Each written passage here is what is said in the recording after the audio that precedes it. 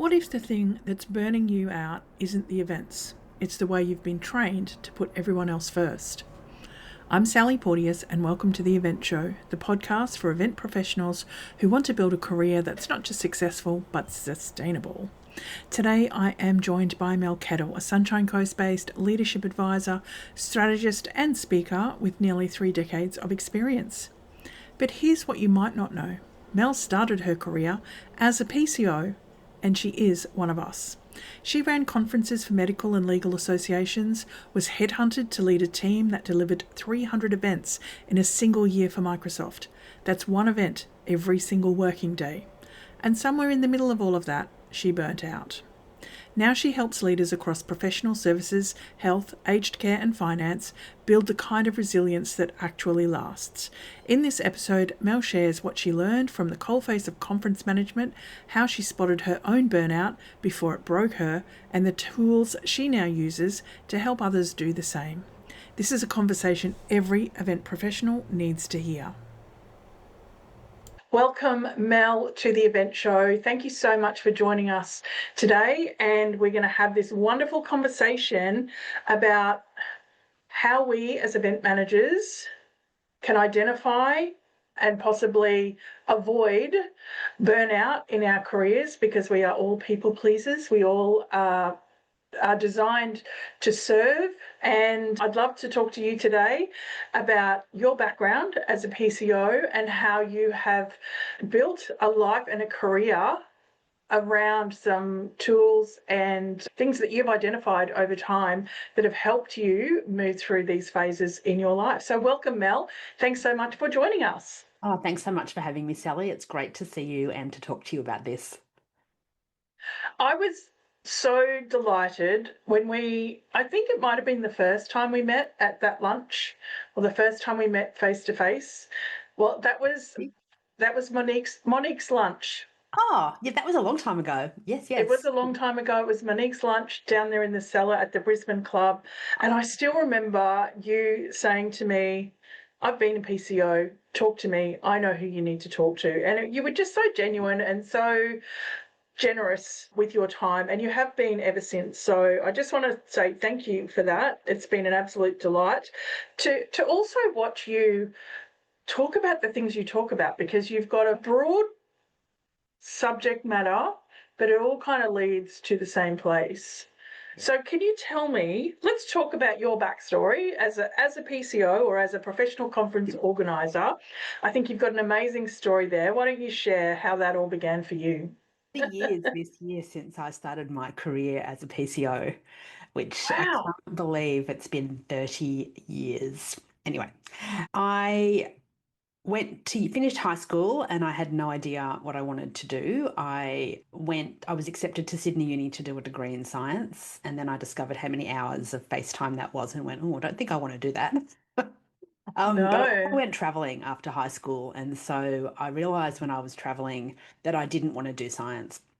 And I also didn't want to go to Sydney Uni or anywhere in Sydney because I grew up in Gosford and I didn't want to have to commute. So I ended up doing an economics degree at ANU in Canberra and pretty much hated it. Dropped out halfway through, went traveling again, and thought long and hard about what do I want my life to look like. So I came back to Australia and I enrolled in a degree in tourism management at the University of Canberra and loved every second of it. I feel like I really found my place. And I was working part-time at David Jones and I was meeting heaps of really interesting people and I was living my best life. And then I graduated, worked for the National Museum of Australia before there was a museum, and I was a tour guide at Old Parliament House, which is to this Oh, day one of wow. my favourite jobs that I've ever had. I met some incredibly interesting people. I met politicians, I met former prime ministers, I met people who had shaped our history and didn't always recognize them until after I'd spoken about them and then they introduced themselves. But Wow. I Yeah, loved it. wow. I loved it. And I was really thinking I do definitely want a job in tourism and in some capacity. And at the same time, when I was doing my degree in tourism management, we had an events person from the Canberra Tourist Bureau come and talk to us about how she attracted international and national conferences to Canberra. And I thought, I want that job. of course, when I graduated, there were no jobs like that going. And so I worked at the museum as a tour guide, still at David Jones. And then I went traveling and lived in Vancouver. When I was in Vancouver, a friend of my dad's and her husband came to the city and caught up with me for a coffee. And at the end of our coffee catch up, bearing in mind I'd never met these people before, Stuart said to me, Gail is looking for someone to join her conference management company. I think you would be Oh, perfect. Are you interested? wow. And I knew what she did because I knew that's how she and my dad knew each other. He'd organised conferences for his professional association that he was a member of, and she had done the logistics. And So so you knew what you were getting yourself So I into? knew, well, do you ever know what you're getting yourself into? I don't think you do, Sally. No, no, you don't. You don't. You're right. You're right. You think you do, but you never do. Exactly. But I said to Gail and to Stuart, that's very kind and very generous. And thinking, you've met me like an hour ago. What? And I turned them down. And then a few months later, I was thinking, no, I don't like living in Vancouver. I can't cope with the weather. It was grey, it was raining. I was getting massively depressed from seasonal affective disorder.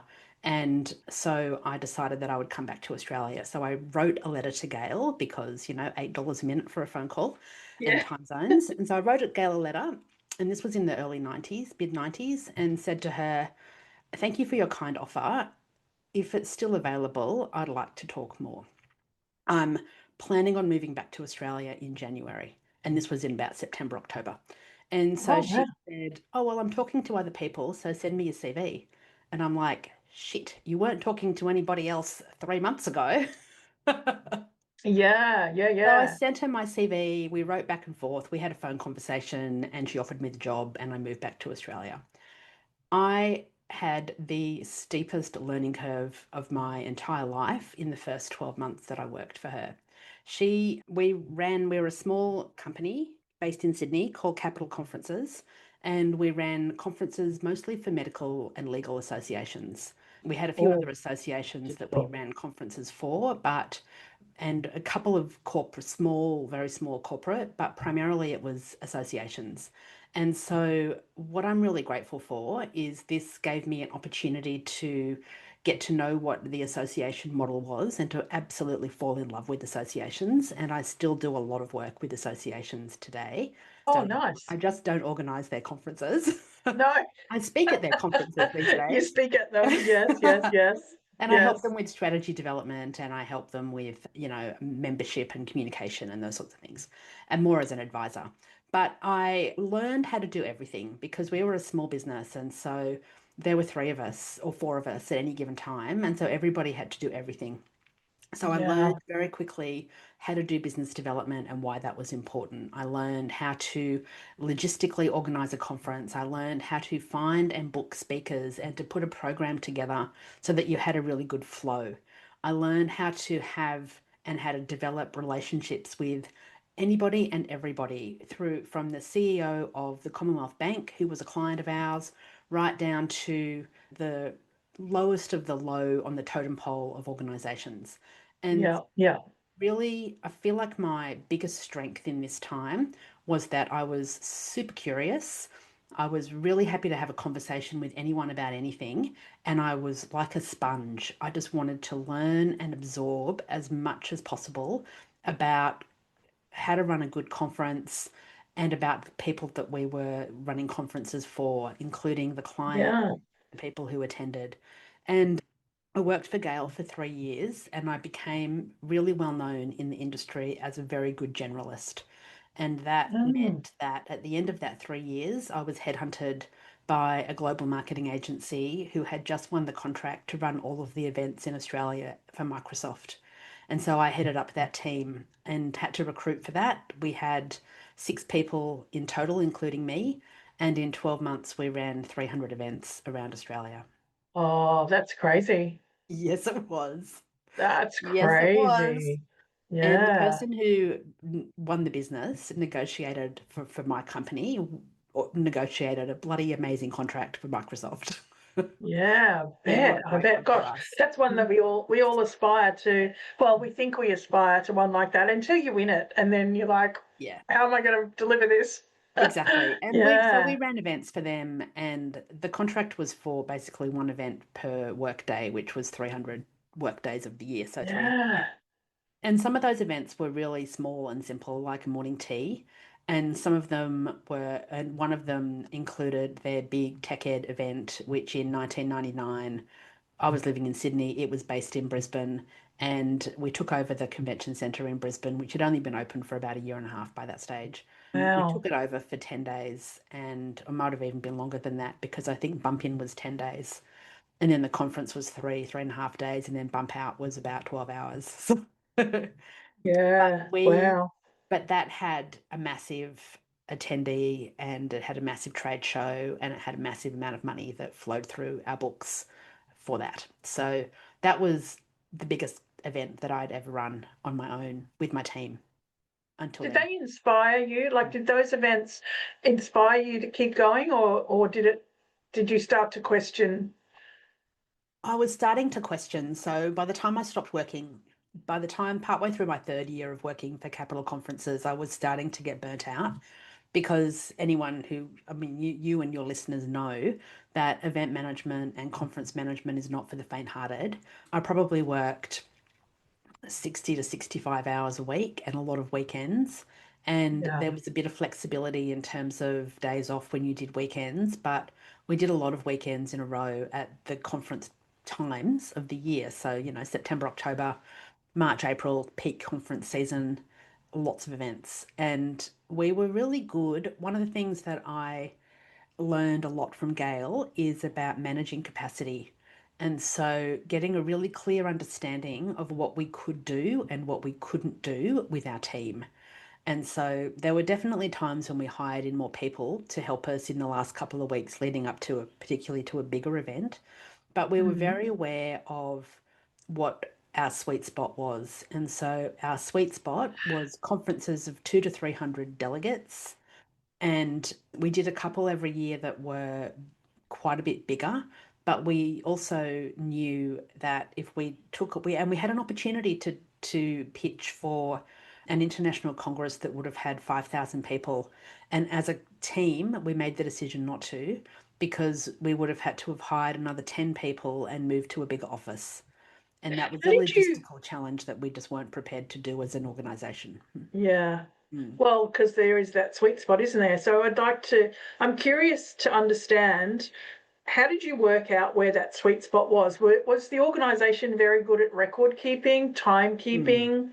So what were the processes in that organization, I guess, that led you to understand this is where we want to sit? Because I think that's one of the biggest challenges as well, as a freelancer or a small business owner or even a big business owner, is knowing, because you're very good at boundaries. You're I know it's taken you probably a long time to get there, but the thing I recognize about you is you are so good at holding space for yourself. Mm. You know your boundaries, your diary, you manage everything so well, which I'm sure you didn't just land there one day. So how did that organization, or how does one kind of figure out, this is the kind of business that I want to do more of, and this is the Mm. kind of business I want to let go of? Yeah. So by the time I came to work for Gail, she'd been running that business for about 20 years. And so she knew, like, I wasn't her first hire. She knew what she was good at. She knew the kinds of people that she wanted to work with, and she knew what she didn't want to do. And Mm. and she also, by the time I came to work for her, she was 50. And so, and I remember that because I went to her 50th birthday party before I officially started working for her. Like a week, I started Yeah. working for her a week later. Yeah, right. And Okay. and it so she had been around in the industry for a while. She knew what worked, she knew what she wanted to do. She was really clear on the kinds of clients that she liked working with and that she could best serve. And Mm. so when I came in, I was ready, like I brought a different energy, And so did the other couple of women who she hired after me. We brought a young energy and enthusiasm.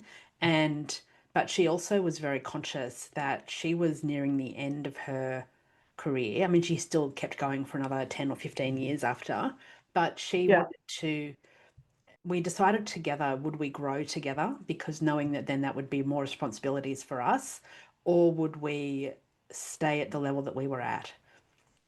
And That we was talked, really insightful. it That was, that it is very was. insightful as a business owner to do that as a group Yeah, decision. yeah, it really Yeah. was. And because she didn't have to, you know, she could have No. said, I'm going to grow and this is what this is what we've decided. But she was never ego driven. And I think that's what makes a really important difference when you're thinking about your capacity. Mm, What is it that mm. drives you? Are you driven by money? Are you driven by status? Are you driven by something else? And she Yes. wasn't driven by money or status. And I think that makes a massive difference as a business owner when you're deciding what the future of your company could look like. And Yeah. I also think involving us, because we were a really small business, like we spent a lot of time together, both at work and out of work. And particularly me, because she knew my mum and dad really well. She and her husband were both friends with my mum and dad. And so I feel like I'm really grateful to that for that, but I'm also really grateful that we had a long, like we talked about it for about a week. Do we pitch for this piece of work? Just the pitching process alone was going to be a big piece of Mm. work that we It didn't still really is. have the Yeah. capacity to do because of everything else we had going on at the time. The other Yeah. thing we made very conscious decisions about were when we were asked to pitch for a piece of work or when an opportunity came our way, we would have a look at our calendar and think, what else is on? And I remember one year, it might have been the end of my second year that I was working for her, we were at our work Christmas party and she suddenly said, oh my God, I've got to get this tender in by 5 o'clock this afternoon. And I can't not do it because the person who referred it to us is somebody who I want to continue a good relationship with, even though I don't think we've got the capacity to do this piece of work. And so we all trooped back to the office and did this tender, having had a fair bit of wine for lunch. And we looked at the calendar, and I remember saying to her, how are we even going to do this? Like, if we win this piece of work, we're going to have to hire more people because it's in the middle of two other big events that we're running, like two other big conferences that we're doing. Yeah. And she said, fuck it, let's just double our fee. So we doubled our fee and we got the work. And she said, at Yeah. least if we double the fee and we get it, we're getting paid enough and then we can bring in some more Put people. other people And I on. thought, oh, Yeah. thank God. Yeah. But Yeah. that was a good lesson as well, because that was a really good reminder of, again, having little alternatives for when you're doing something that's outside of your boundary. Yeah. Yeah. Mm. But you still burnt out. Oh, that was the job. I feel like you don't know what you don't know, right? I was in my mid No. 20s and burnout is a complicated thing that has many, many factors contributing to it. Yeah. I think looking back with hindsight and the clarity of hindsight, I was new to Sydney. I didn't really have any friends. I was living with two beautiful women and who became friends, but they knew a lot more people than me. I was working a lot. I didn't have a lot of money because I wasn't paid a lot because, event management doesn't pay a lot. And No. Sydney was very expensive and I was exhausted. So I think loneliness contributed to that, plus Yeah. the pressure of wanting to do a good job because of how I was hired and the relationship that she had with my mum and dad, particularly my dad. I think I want to tap also, into that for a second. I want to yeah. tap into that for a second because, you mentioned before about her wanting to do that bid because it was referred. Mm, So you mentioned the referrer, so the referrer mm, of this piece of business to the company that you were working for, but also that you felt like you needed to do a good job because essentially your mm, parents had referred you to this employer. I think one of the challenges we face, particularly with the burnout piece, is it's a referral business. Like, yes, we can go and bid for work. Yes, we can, reach out, do proactive reach out essentially. But at the end of the day, most of the business we get is because someone said you should go and talk to this person. And we become known for a thing as well. Yeah. Like I'm known for logistics. I'm known for the person who can fix it when it's broken. Mm. I'm known for, you can call me 6 weeks out of a major conference and I'll make it work. That's kind of, it's a reputation I've built that I don't particularly want to keep because of the high stress, the high pressure in that kind of environment. So how do we, I guess that's one of the challenges is coming up with, when someone has referred you, how do you say no to business if someone has referred you? They know you're a good fit. So you can't say we're not a good fit. You can't say I don't do that kind of work, because they know you do that kind of work. And because everything's all out there now, they can go look at our LinkedIn, they can look at our websites, our portfolios, and say, you do what I need you to do. How do you build those boundaries or Yeah. communicate those boundaries? That's really interesting because I said yes to something recently because of who referred me, and I regretted it from the minute I said it. It ended up being an absolutely fantastic experience, and I'm really grateful I said yes. But I feel like a lot of the time now when I get referred things that I just get a bad feeling about, I just say I'm unavailable. I would love to be involved, but I'm not available. I'm sorry. And you don't need to give a reason. Maybe I'm No. not available because I've had too much travel already, or maybe I'm not available because I legitimately have something else on, or maybe I'm not available because I don't want to and I'd rather go to the beach. And it's so You don't simple. need to give a reason. No. I'm not available. Those dates don't work for me. Yeah. I'm not available. I'm very sorry. And then sometimes I'll always say, but I can refer you somebody else to take out the sting. Yes, absolutely. Yeah. We can do that. And it's Mm. interesting, isn't it? Because I don't know if this is a women thing, a female identifying thing, but we often feel like we have to justify the reason we said what we said, whether Oh, it I be feel yes, no, like, or yeah, yeah, otherwise. yeah. I feel like for me, it's an oldest daughter, Gen X. You can't let people down. I was raised to serve other people and it doesn't matter how that impacts me. If I don't say yes to other people when somebody's asked or do the best I can to serve somebody else because that's what's expected, then I'm a selfish person, a bad person, a bitch. There's lots of other love choice words that I've had used to describe me when Yeah. I've said Yeah. I'm putting myself first. Well, Yeah. that's Mm, right. Yeah. And we're, I guess, from an age point of view as well, the workforce that we came mm, into and grew up in also expected that of us. It yeah. expected us to show up no matter what.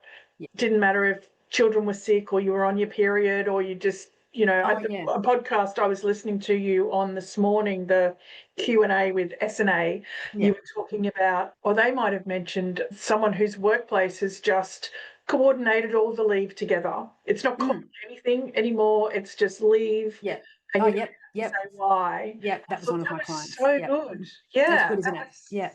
that was such a great insight to just go, well, Yeah. it's just all leave. Yeah. It doesn't Yeah. matter what we're calling it. And then Yeah. you don't have to say what Yeah. it is, right? Why? The question you were asking me before, though, about where did the burnout begin, I feel like it Yes. started in this job. And partly it was the loneliness, the work, event management and conference management can be quite unrelenting. Gail gave us 6 weeks of annual leave a year, which was great. We shut the office every year for 2 weeks at Christmas, but it was really difficult to find a time to take that other 4 weeks during the year because we were a Yeah. small team. Now, I always took some because I've always been a believer in holidays and taking leave and having rest, but sometimes it doesn't matter how long you take.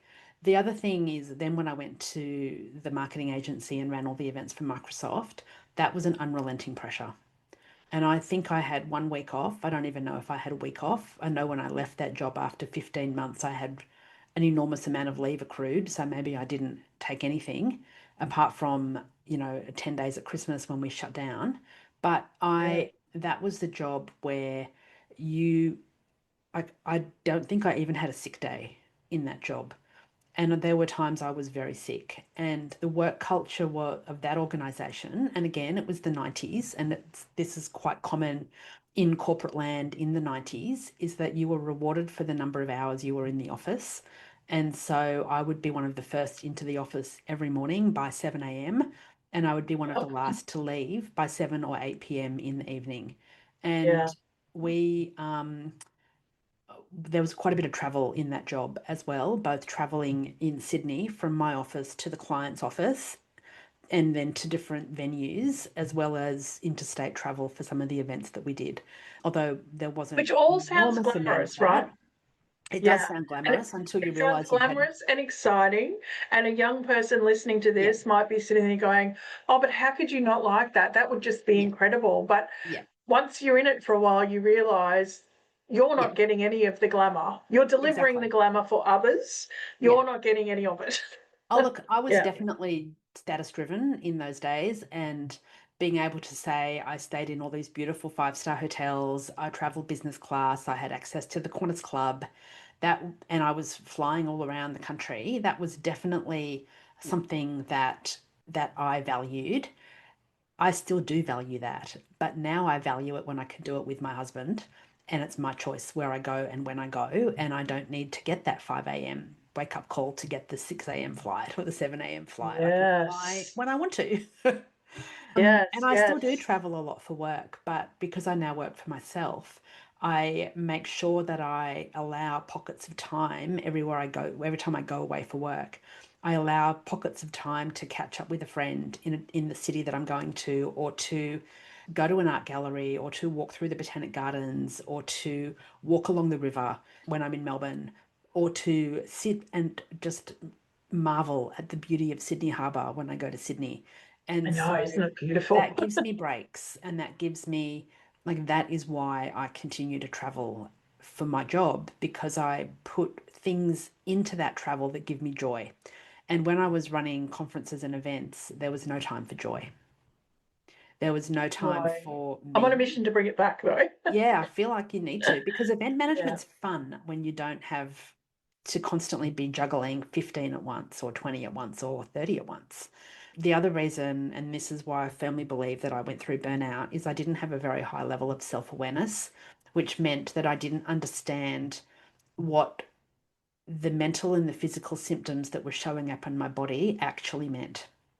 So I didn't have very good boundaries. I didn't do things that filled me with joy. I didn't I didn't listen to or really acknowledge the shifting patterns of things I was doing, which include things like going from not really drinking alcohol to having a bottle of wine a night, every night, to cooking wholesome and healthy meals, to having takeaway 3, 4, 5 nights a week, having McDonald's for lunch because I didn't have time to make lunch, and that was the closest place to my office when I worked for the marketing agency. Yeah. And so, and because I was young, I just brushed off a lot of these things. And it wasn't until I went to my doctor, I was having chest pains all the time. And Wow. yeah, I know, I was in my late 20s, and I went to see my doctor, who I'd seen a couple of times for different things. And he specialized in, obviously, in Western medicine, but he had also qualifications in Eastern medicine, which was, he was just fantastic. But he said to me, I walked in and he said to me, "How are you?" And I burst into tears and I sobbed until I hyperventilated for 30 minutes. Oh. And I couldn't stop. I could not, I could not physically stop sobbing. And he said to me, "I guess you're not okay." I went, "I don't think I am." And he took my blood pressure and he said, he took it again and he took it a third time. And he said, "Don't actually know how you're walking around. I've never had a blood pressure reading this high in someone your age. If you don't make some major life changes, you'll have a stroke before you turn 30." And my Wow. 30th birthday was about 4 months away. Oh my gosh. Yeah. And around about that time as well, I was at an event in Melbourne for the client. I was in the foyer of the Park Hyatt in Melbourne, which had only just opened, and it was the fanciest hotel in Australia. And it was Oaks Day, so it was filled with high society, beautiful women. Yeah. And I had a complete meltdown in the foyer when my Oh, boss rang me to say, "How are you going?" He had to call a colleague who was at another event to come and get me and to make sure I was okay. And then he Yeah, said, that's well, happened to so many hmm, people. That but has then, happened to so many but people. then he said, you're just going to have to push through. There's no one else. And so then I got back into the office on the Monday. This was a Thursday. Got back into the office on the Monday and, didn't take time off. Didn't even think that I could take time off because that wasn't what you did.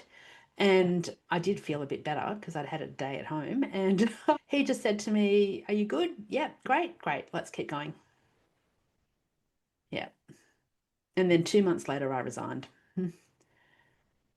So, Took you 2 months to resign, though. yeah. What happened in that 2 months? Like, did you think you could keep going and then figured out you couldn't, or I what didn't happened have in? time to think because we still had Mm, another 20 events to do before the end of the mm, year.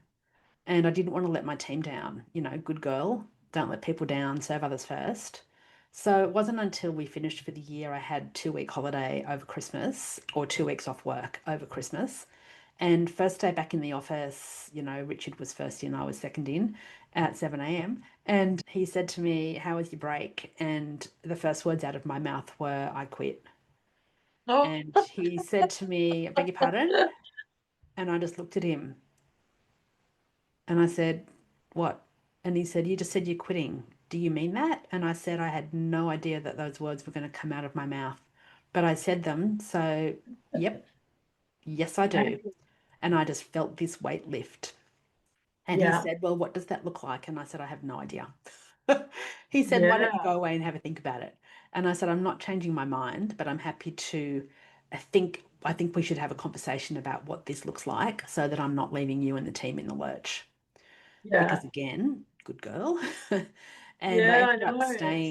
I ended up saying to him a couple of days later, I said, I think not only am I going to quit this job, but I said, I'm happy to stay with the company if there's something else in the company that I could do, whether it's in Sydney or in Melbourne where we had an office or any of our international offices. And there was nothing. I mean, I'm sure there would have been plenty of things, but I was pigeonholed as an event person, so there was nothing. And then I had to think about it and I thought, I think I need to leave Sydney as well. So I decided to move to Brisbane. And Gosh, and so and I was turning 30 and so I wanted to stay in Sydney for my 30th and celebrate it with my friends. And I had friends from overseas coming and staying for a couple of weeks around about the time of my 30th. And so I said, well, what if I finish up on, in 6 weeks or 8 weeks? And that'll be enough time to hire someone, do a good handover, get things set up for the year, and then I'm done. And so we agreed to that. And he agreed to pay me a bonus if I stayed. So I said, well, great, because yeah. I don't have a job to go to. So yeah, Oh, I'll take no. some money, which he then tried to renege on, which was a very good lesson in getting everything in writing. So Yeah. so then I moved to Brisbane, and I'd applied for a few jobs in Brisbane. The first day that I was in Brisbane, I had a second interview for a job with the Brisbane Festival, and I was appointed marketing manager of the Brisbane Festival the first day that I Wow. moved up to Brisbane, which was also in the top three best jobs I've ever had. And so you still wanted to stay in events even after that? So I didn't really know what else I could do, and I wasn't Yeah. technically in events, I was in marketing. So I had a Yeah. team of people who were like I had an advertising manager, I had publicist, I had PR, I had graphic designers, I had a few other people, and I reported into the head of marketing for QPAC for the Queensland Performing Arts Complex. And Yes, yes, that yes. she was just the most beautiful woman I've ever worked with, very nurturing, very kind, very caring, and really very supportive of her team. And I look at like a lot of the work I do now is around human leadership and how do we, as leaders, how do we develop what I call human leadership so that we can achieve sustainable success? And a human leader for me is someone who's very clear and very good at communicating clarity of purpose, Mm. impact, what you need to do, all of the things. And they have a very high sense of humanity. And Lisa, who was my boss in this job, had both. And so did Gail in my first job. She was definitely a Yeah. human leader as well. Very clear on very human values that they lived. They didn't just, have a sign on the wall saying we believe in these things. They did those things. Yeah. Yeah. you're lucky to have had those two experiences at Yeah, such an early point in your career, though, too. yeah, I am. And I joke that Gail ruined every other boss that I've ever Yeah. had because nobody, with the exception of Lisa, ever matched up to her. That's so interesting. I often talk about one of the first bosses I had, even though I used to be proud of the fact that I'd had 27 jobs by the time I was 27. Oh, So I'd worked in a lot of places and just trying to figure out what I wanted to do. I actually didn't become an event manager. I didn't hang a shingle and say I'm an event manager until 2011. And I was mm, 40, how long ago is that? 15 years ago. I just turned 60. So I was 45. There you go. yeah. I Wow. didn't hang a Yeah. shingle, but retrospectively now I look back and go, actually, I did events in every single job that I ever had. Yeah. But one of the first, I guess I'd call major employer, I was at that workplace for 3 years, was a complete asshole, like the biggest Mm, asshole on the planet. yeah. And my view is everyone's going to be better than him. Everyone after this Yeah. is Yeah. going to be better than him, which is possibly worse because Yeah. Because you've got such a low bar that they don't need to yes. do very much to be better. Yeah. No, no, Yeah. exactly, exactly. Yeah. Luckily, and I say this to people often, one of my best jobs was actually in the Queensland government. That's when I Mm, decided I was going to do events because that's who I was in that job. I was an event manager. I had the best boss, like you talked about. I had an incredible boss who was so supportive and just wanted growth for me. She just wanted me to excel, and that's when I decided to hang the shingle and say this is yeah. what I'm going to do. But Love it's that. it's it's so important, isn't it, to have the right leadership, to be the right leader, to because your impact on the person is lifelong, Yeah, it isn't it? is. It is. It really is. And it's not only do they have an impact on you professionally, but leaders have impacts on you personally as well. And I feel like a Yes. lot of people in leadership roles don't necessarily realize the full impact that they have on the whole lives of the people who Yeah. they are leading. And And that's do you think something, also the people that they're touching, like their yes, family, their yes, siblings, their yeah, partners? yeah. Yeah. Absolutely. And I look at some of the people in leadership who are, senior leaders, middle managers, not even with a leadership title in their job, and but the leadership that they bring. And I think, yeah, people look up to you, and this is why. It's not because of the title that's on the door or on your name tag. It's because of the kindness and the empathy and the clarity that you bring and the willingness to listen, the willingness to ask questions. You're an astute observer and you do positive things with those observations. I love that. That Thanks. should be a manifesto on every leader's wall. Yep, it should be. You need to make t-shirts. It should be. That should be a uniform on the back of every Uh-huh. leader's white shirt should have that as a Yep. manifesto on the Yep. back. Yep. I talk a lot about asking, listening, and observing. Like, I don't think I've ever done a keynote where I haven't said those three words together, Yeah. what it means Yeah. for whatever the topic is. And, you talked about burnout. One of the reasons that I believed I burned out is because I wasn't doing those three things. I Mm. wasn't asking myself, why do I feel this way? Why am I working this many hours? I wasn't saying to my employers, how can we do these things differently? And then I wasn't fully listening, and they weren't listening either, but I wasn't really Yeah. listening to what was properly going on. And if I had been listening and asking the right questions, I would have made some very different decisions in the early phases of my career.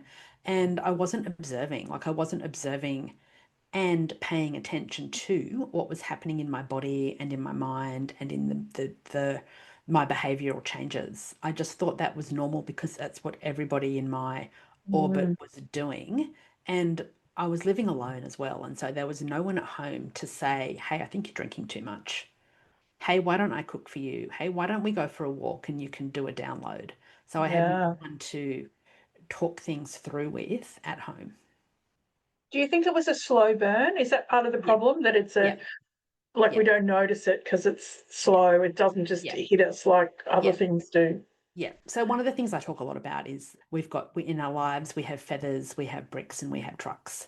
And the feathers are the little things that change. And so the feathers for me were drinking too much, an increase in alcohol consumption, an increase in caffeine consumption, a decrease in exercise and looking after myself.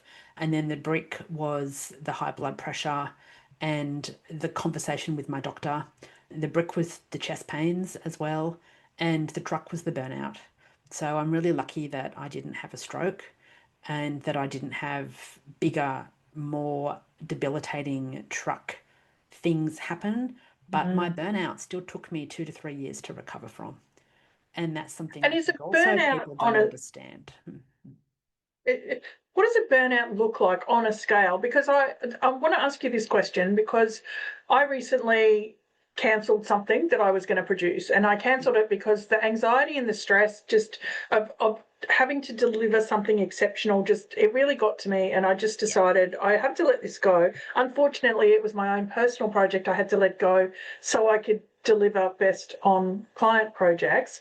But I wrote to the people that I'd had involved, and one of them actually reached out to me and said, "Do you want to have a coffee? Are you talking like real burnout, or Mm. are you just overwhelmed?" Like, he was really concerned for me. I caught up with him last week. He said, "I was just really concerned for you, and I really just wanted to make sure that you weren't actually, you know, physically burning out." So what does that look like? Because I went, well, no, not really. I just felt really anxious. But then I reflected later and thought, Mm. well, what does burnout actually look like or feel like? Yeah, so I feel like the word burnout is used a lot these days, and often it's misconstrued for exhaustion. And exhaustion is definitely a symptom of burnout, but exhaustion alone is not burnout, I don't believe. I Mhm. think burnout is when you start to lose your ability to make for your cognitive and your executive function to work smoothly. And by that, I Right. mean you start to find it really difficult to make decisions. You're overwhelmed by things that a year ago would have been just part of your business as usual norm. Yes. Like I can tell when I am working with people who are on the cusp of burnout because they start doing busy work instead of focused and strategic work because they forget Yeah. how to be focused because their brain is overloaded. And so when you are at complete burnout, a lot of people need, like one of my clients at the moment is going through burnout. She's had long-term leave from work to recover and she's actually just resigned or taken a redundancy because she's recognized that she can't go back if she wants Yeah. to get her health back in order. Yeah. And I feel like a lot of people don't understand that. Like there's a lot of people who say to me, I'm burned out, I'm just taking a long weekend. I'm like, yeah, if you were burned out, a long weekend wouldn't fix it. No, and you've just reminded me. I'm just remembering a situation. I used to be a music promoter, so I used to Mm-hmm. tour vans up and down the East Coast. And I had that ended because I ended up at home in bed crying for a week, Mm-hmm. not just 30 minutes, a whole Mm-hmm. week. Mm-hmm. And I actually put it down to depression. Yeah, depression is definitely a I sign said of I was burnout. depressed, but Yeah, now I'm thinking, no, no, no, because that's like the highest of high pressure when you're yeah, selling something yeah, and like yeah, you can yeah. only imagine how high pressure that is. But I'm reflecting on that now going, no, I wasn't depressed. I Mm, was burnt out. yeah, Absolutely. Like, I just crashed and I yeah. couldn't explain it. People like my husband had come up and go, "What's wrong?" Like, I Mm, don't know. All I know is I can't stop this. I yeah. can't stop it. Hmm. It just like everything exploded. I Yeah, think wow. when I had that conversation with my doctor and he said, I don't know how you're walking around, in that same conversation, he diagnosed me with mild depression. And he said it's a symptom of what you're going through right now. It's not something that you're going to have for your whole life. It's Yes. something that is brought on because of the way you are working and living at the moment. Yeah. And that was so insightful for me. So he's also, because he was Eastern medicine and Western medicine, he knew that I really didn't want to have to take medication if I didn't have to. So he said, let's look at some of the things that you can do to holistically improve the symptoms. and because it was mild as well. And he said, I want you to really take a good look at how much are you drinking because alcohol will exacerbate that. I want you to have a really good look at what you're eating and try to eat at least one, if not two or three more serves of fruit and vegetables every day from a base of maybe one serve a Yeah. day, which Yeah. I grew up in a family where we ate a lot of fruit and veg. And so to go from a lot to nothing, I Nothing. really Yeah. genuinely believe that impacted my cognitive state. And there's heaps of research now. Dr. Felice Jacker runs the Mood and Food Centre out of Deakin Uni, and she's just won a hugely prestigious award, and she's amazing. But she talks a lot about, and her research shows that there is a direct link between fruit and vegetables and our mental health. And Okay. so she does say you don't need to stop eating chips, so I'm happy about that. But she Do you mean didn't, crisps or hot she did, chips? oh, chips are chips, Either. all chips. Or just give me a chip and I'm never going to say no. She just did an excellent podcast episode with Danny Valent on her podcast, Dirty Linen. So I'll send you the link. You can pop that in the show notes for people who Yeah, are that'd be great. interested. But Yeah. so my doctor said, eat more fruit and veg. He said, drink less alcohol, try and do more exercise. He said, try and get out at least for 30 minutes a day, get some Yeah. fresh air, get some sunshine, go for a walk. And so I started swimming at lunchtime twice a week, and that made a massive difference. And going for a walk, at least on the weekends, and getting out of my house and getting around people. And the other thing he said to me is watch some comedy. Go to a comedy show or watch some funny shows on Yes. TV. And I was not a comedy fan, but I did find some shows on TV and borrowed some, I think it was VHS cassettes in the 90s. Yeah. I don't think DVDs had come in then, but I got some of those from my local Blockbuster. And There's been a and comedy now though, because I think back then you would have had Rodney Rude, like it would no, have no, been. no. It wasn't even that. Like I watched Friends. Friends made Yeah. me laugh. And I went to a couple of comedy shows in Sydney with a few friends, and some of them were not funny, but some of them were. And you cannot be depressed when you're laughing. You do not Yeah. feel signs of negativity when you're laughing. And so Yes. that is something that they're the things that I come back to when I can feel myself sliding for whatever reason. I think I need to watch something, I need to watch comedy and or Yeah. feel good. So my Ted Lasso is my go-to these days for that sort of thing. Yes. And I need to eat more vegetables. I need to eat less processed food, and I need to get outside and do some exercise. And So food, exercise, and yeah, humor yeah. And doing are things your that give you top joy, three. like what fills your cup, who are the people around you who fill your cup? What are the things that you do that you genuinely love? Like it might be, for me, it's sitting on my daybed with a good book and a cup of tea or a gin and tonic. Yeah. It's Yes. going to the beach for a walk with my husband. It's spending time with certain friends who just always make me feel good about myself or So having a if you were conversation on back the living phone. in Sydney, so they're all great things. What one of the things you touched on that I think is typically not acknowledged because of the kind of work we do and the hours that we work, and it's often on the weekends, friendships can be really hard to maintain. Friendships can be hard to make, and you are often just friends with the people that you work with, and your activity that you do with that friend is work. Like you'll do the work and then you might go and have a bar, go to a bar after you've finished your gig just to have a Drink and wind down. Yeah. relax, etc. So Sydney Mel, who doesn't have very many friends, who is working hard to build a career, what advice would you give her, Mm. who doesn't have a lot of friends or a beach near her to kind of connect with? What advice Yeah. would you have given Mel back then? What are I the top did three things? I did have a beach near me in Sydney, and one of the things that I would do is I would either so where I lived for a while, it was a 35-minute walk into my office in the city. And so I tried to walk home at least once or twice a week across the Harbour Bridge through some beautiful parks.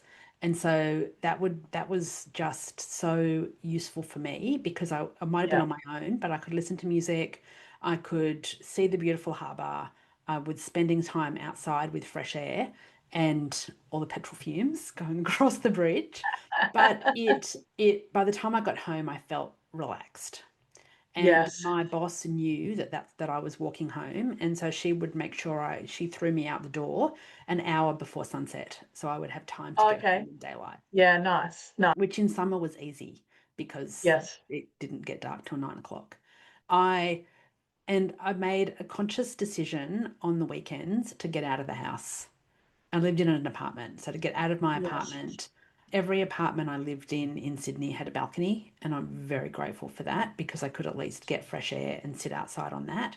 But I Yes. tried Yes. to and I had one friend who lived quite close to me. And so we would often catch up on weekends and go for a walk.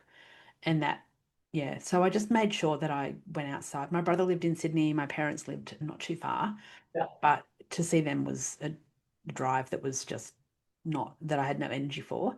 But I quite often, Yes. once my brother moved to Sydney, I'd spend some time with him and his girlfriend and Yes. his housemates, who I got on really well with as well. So I think the important I thing think is figure out what is well, you've important to also you. tapped into, oftentimes when we want to catch up with a friend, we say, let's go to a cafe Mm. or let's have a coffee or we'll have dinner or wine Yeah. or what have you.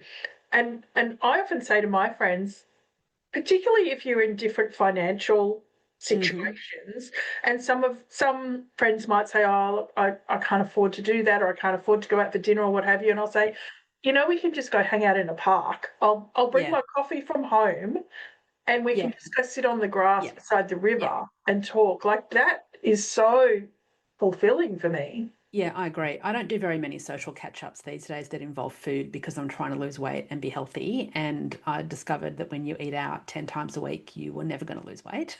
Yeah.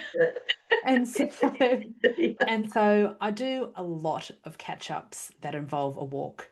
So last week I caught up with a friend and she lives at Noosa, so we walked through the national park and we would have had a Nice. coffee, but I had to meet somebody else. So I met her in a park. My other friend I met in a park with her kids and we had a takeaway coffee and a walk. The Yeah. next day I caught up with another friend and we went for a walk and then we had a coffee. I try to always involve exercise or just doing life admin. When I first moved to Brisbane and I had friends who did shift work and we would just meet at the supermarket and go grocery shopping together and have lots of Yeah, laughs. nice. Yeah. I've got another friend. I went to Melbourne, caught up with her. She said, I need to go, but I'm going to get my driver's license renewed. So if you still want to hang out, why don't you come with me? And I said, great, I'd love to. So I went and sat with her for 45 minutes in the foyer of the driver's place Department of while we Transport. waited Yeah. for her number to come up. And that was fantastic. And so I feel like because life is crazy and busy for all of us, and we all have different financial situations and different ways that priorities for spending our time and money, we need to be better at normalizing doing life admin with our friends. Yes, yes. I love that because you would do that as a young person, right? Yeah, In your 20s, you'd because you lived yeah, together, you'd quite yeah, happily all do your yeah, shopping together and what have you. So yeah, I yeah. love that. I love that. So just to wrap up on your top three things then would be stay connected with people, Hmm. Yep. manage. Yeah, go ahead. You Prioritize your self-care. That's something yes. that I think it's really easy to forget to do when you're at a busy phase of life, whatever that phase of life might be, whether it's juggling work and kids or aging parents or trying to get ahead in your career. Prioritize your self-care and listen to the symptoms and the things that your body and your mind are telling you. Yes. And then, create healthy boundaries and start with one boundary because boundaries can be hard to create and to keep, particularly if you have not had it before. Yeah, And so then start with a little one. and then the Yeah. third thing is have a go to the doctor, get everything checked out. If it's been more than a year since you've had a doctor's appointment where you've had your blood pressure checked, blood tests, cholesterol, mammogram, pap smear, eye test, dentist, whatever it is that you've not done for more than a year or with whatever the rhythm is, get that done. Yeah. Get a skin Great check. advice. Get a skin check Yeah. if you haven't ever had one of them, particularly if you live Yes, I've heard alone. your stories on Yeah, those. yeah, That's really yeah. great advice. I wanted to add one of the things I used to do, or used to be a part of the organisation that I used to work for when I was a promoter, is we would book So let's say a tour runs for 2 weeks. So you're going to be away for 2 weeks. We would actually book 2 days tagged onto the end of that, which was 2 days in the last location that you were at, but no work was required. It I was love that. just, Yeah. you just hung out by the pool or whatever town you happened to be in. You kind of just, you came down together, because the other thing in events is we get hooked on the adrenaline, right? We get hooked on the delivery. And that was the same as a promoter. Like, it was exciting. You know, you'd be on the road, just be manic for 2 weeks, and then all of a sudden it ends. Yeah. And that's often when we can get addicted. But I guess that's a whole other conversation. But that's my top tip, is if you can afford the time, the relationship discussion that has to happen around that, because often, you know, one of the reasons we don't do it is because our family wants us back now. And that can be a challenge when you're like, I can't just go from working hard here to then working hard back at home. I need a day in between that's just for me to come down. So that would be my piece of advice. But I think this has been an amazing chat, Mel. I think everybody needs to go and look for your book, Fully Connected.